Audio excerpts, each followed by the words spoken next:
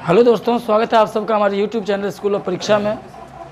आज नए चैप्टर त्रिभुज के साथ ट्रायंगल, और इस चैप्टर में हम लोग पढ़ेंगे थेल्स थ्योरम, पाइथागोरस प्रमेय, समरूपता और बहुत सी चीज़ों को जानेंगे त्रिभुज में। लेकिन पहले आज जानेंगे त्रिभुज के इंट्रोडक्शन को। ट्रायंगल होता क्या है? तीन रेखाखंडों से घिरी बंद आकृति को त्रिभुज कहा जाता है। मतलब त्रिभुज जो होता है वो तीन रेखाखंडों से घिरी हुई बंद आकृति होती है। अर्थात इसके अंदर तीन भुजाएं, तीन शीर्ष और तीन कोण होते हैं। अगर हम इस त्रिभुज की इस आकृति को देखें तो इसमें जो तीन शीर्ष हैं, शीर्ष ए बी सी, जो कोण है यहाँ तीन कोण, कोण ए, कोण बी, कोण सी, और जो यहाँ भुजा है, भुजा वो है ए बी, बी सी, सी ए। कोई भी त्रिभुज हो, त्रिभुज में तीन भुजा, तीन शीर्ष और तीन कोण ही होता है। साथ ही साथ त्रिभुज के तीनों कोणों का योगफल 180 डिग्री होता है। अब त्रिभुज कई रूप में होते हैं, कई प्रकार के होते हैं। त्रिभुज को भुजा के आधार पर भी बांटा गया है और कोण के आधार पर भी बांटा गया है। अगर हम त्रिभुज को भुजा के आधार पर देखें तो भुजा के आधार पर त्रिभुज के तीन भाग हैं। पहला है क्या? समबाहु त्रिभुज, जिसको इक्विलेटरल ट्रायंगल बोलते हैं। दूसरा क्या है? समद्विबाहु त्रिभुज, जिसको बोलते हैं आइसोसेलेस ट्रायंगल। और तीसरा है विषम बाहु त्रिभुज, इसको बोलते हैं स्केलेन ट्रायंगल। फिर अगर हम कोण की बात करें तो कोण के आधार पर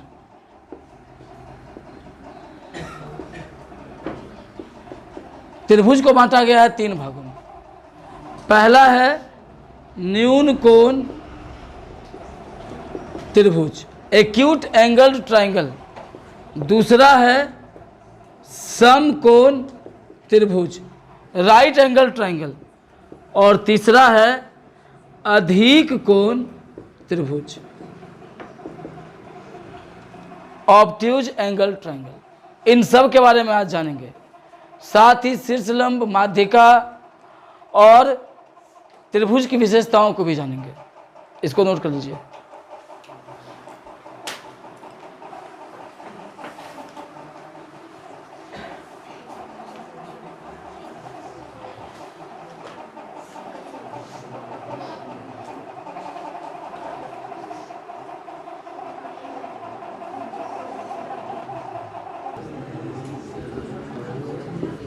पहला त्रिभुज है समबाहु त्रिभुज। इसका परिभाषा क्या होगा? जिस त्रिभुज की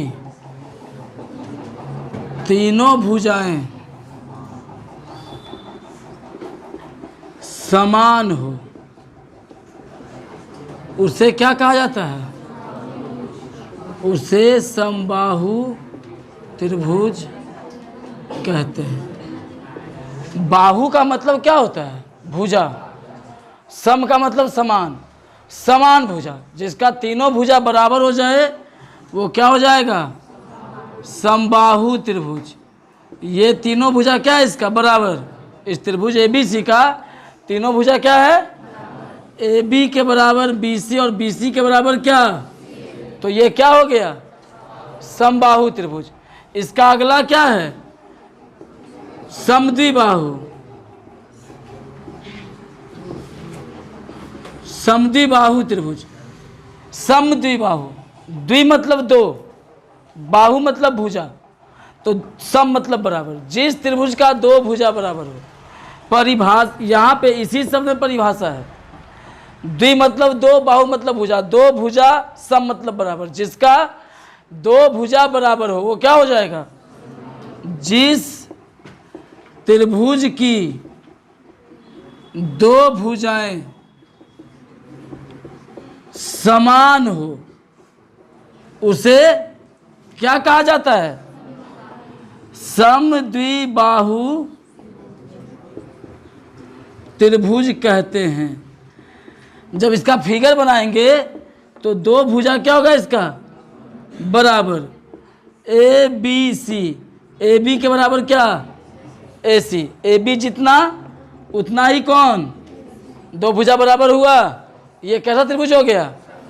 समद्विबाहु। इसका तीनों भुजा बराबर था, ये क्या हो गया?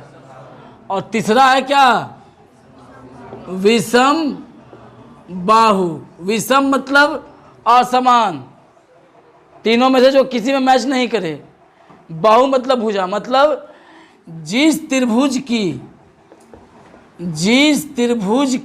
क्या तीनों भुजा असमान हो उसे क्या कहते हैं? विषम बाहु त्रिभुज कहते हैं। जिस त्रिभुज की तीनों भुजा क्या हो? असमान हो उसे क्या कहा जाता है? विषम बाहु त्रिभुज। ए बी सी तीनों असमान है। मान लो ए बी है 4 सेमी, अपने मन से ऐसे स्केल से भी नाप सकता है। ए सी को ले लो 8 सेमी, ये ले लो 7 सेमी। तीनों बराबर है? तीनों बराबर है? तीनों क्या है? अलग अलग है। तो ये कैसा त्रिभुज हो गया? जिसका तीनों भुजा बराबर है वो क्या हो गया? और जिसका दो भुजा बराबर है वो, ठीक है। ये भुजा के आधार पर देख लिया त्रिभुज को। हर एक त्रिभुज में 3-3 भुजा है, 3-3 शीर्ष है, 3 कोण है। त्रिभुज के तीनों कोणों का योगफल कितना डिग्री होता है? अब कोण के आधार पर देखेंगे इसको।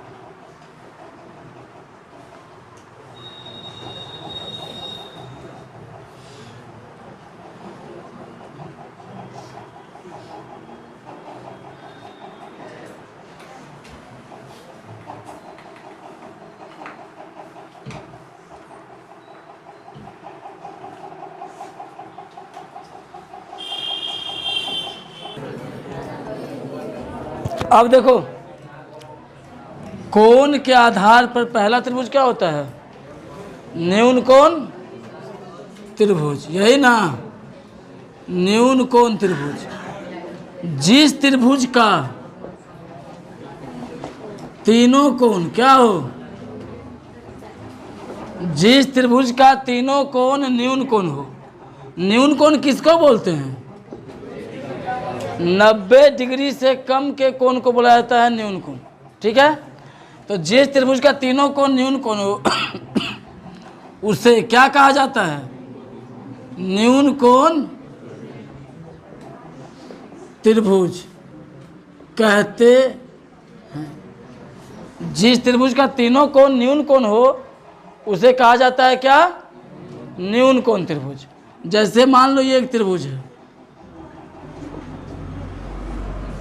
तो इस त्रिभुज का तीनों कोण, मान लो कोई कोण 60 डिग्री है, कोई ऐसे कोण बना करके ही हम उसको त्रिभुज बनाते हैं।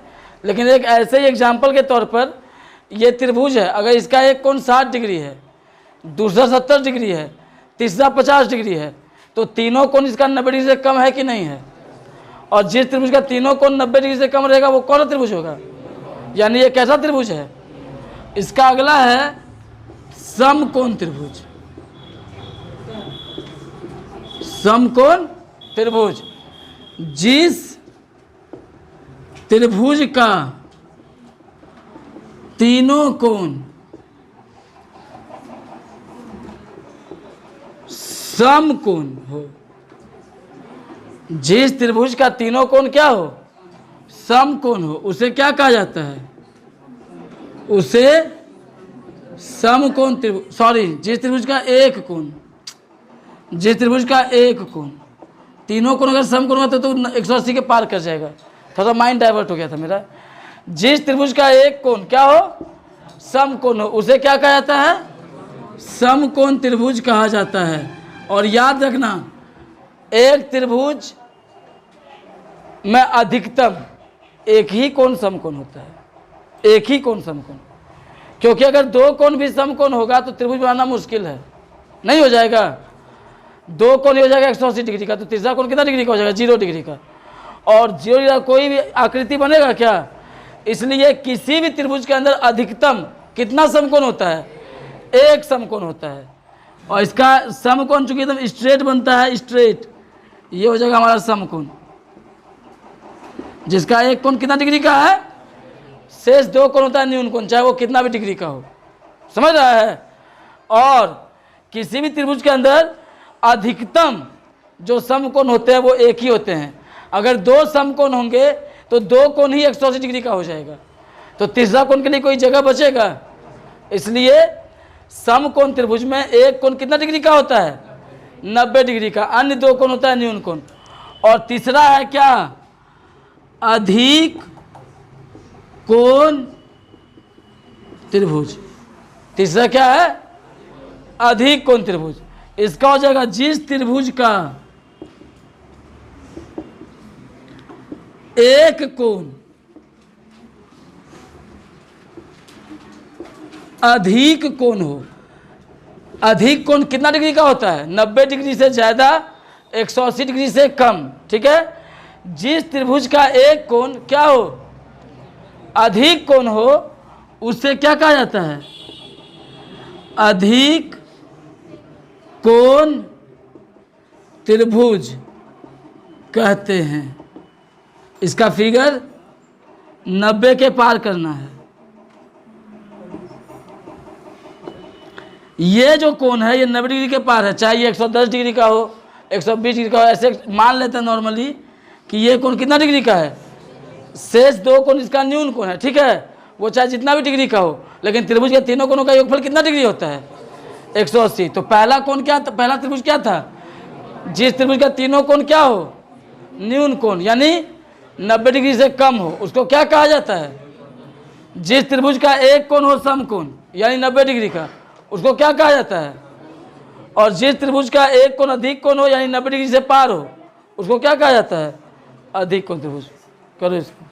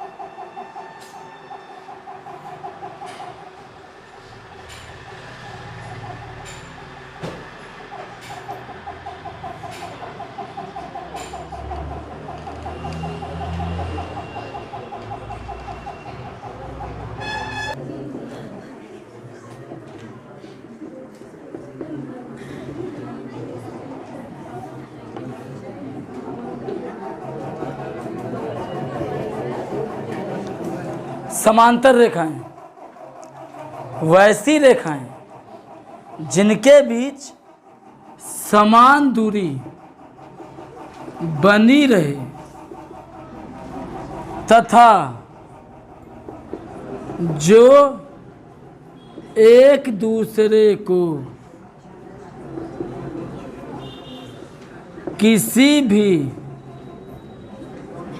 बिंदु पर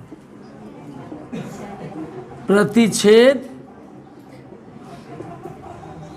ना करे,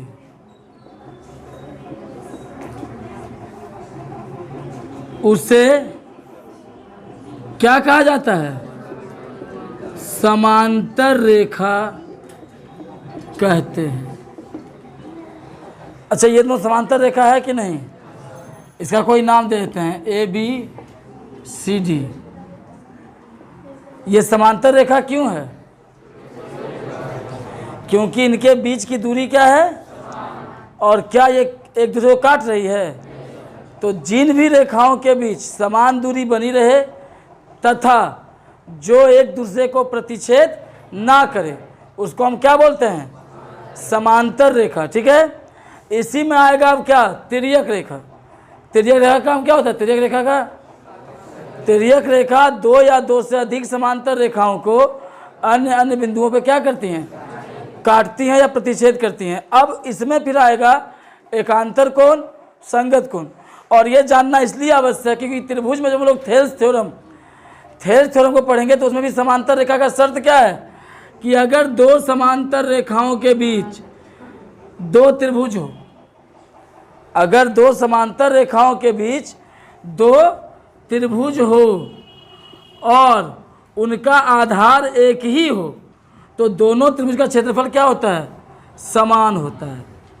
अगर दो समांतर रेखाओं के बीच दो त्रिभुज हो और उनका आधार एक ही हो तो उनका क्षेत्रफल समान होता है। जैसे त्रिभुज ए बी सी और त्रिभुज ए बी डी, इसका और इसका दोनों का आधार ए बी है कि नहीं है, साथ ये दोनों दो समांतर रेखाओं के बीच है कि नहीं है। इस कंडीशन में इन दोनों का जो एरिया है किसका किसका, त्रिभुज ए बी सी और त्रिभुज ए बी डी, इनका जो एरिया है वो क्या हो जाएगा, बराबर। ये आगे हम लोग जानेंगे, थेल्स थ्योरम जब साबित करेंगे तब। फिर जब हम लोग समरूपता को पढ़ेंगे तो समरूपता में एकांतर कोण, ठीक है, या संगत कोण या सम्मुख कोण, ये आएगा ही आएगा क्योंकि समरूपता का शर्त है कोण या कोण भुजा कोण, ऐसा करके आएगा। तो उसमें हम लोग जब तक संगत कोण एकांतर कोण को अच्छा से नहीं जानेंगे उसमें हम समरूप नहीं कर पाएंगे। तो किसी भी स्थिति में समांतर रेखा का बहुत योगदान है ज्योमेट्री के अंतर्गत, इसलिए इसको जानना आवश्यक है। तो अभी तक हम लोग क्या क्या जाने कि वैसी रेखा समांतर रेखा होती है जिनके बीच दूरी समान बनी रहती है और जो एक दूसरे को नहीं काटती है। ठीक है, तो ये नहीं करना है लेकिन ये उतार लेना है।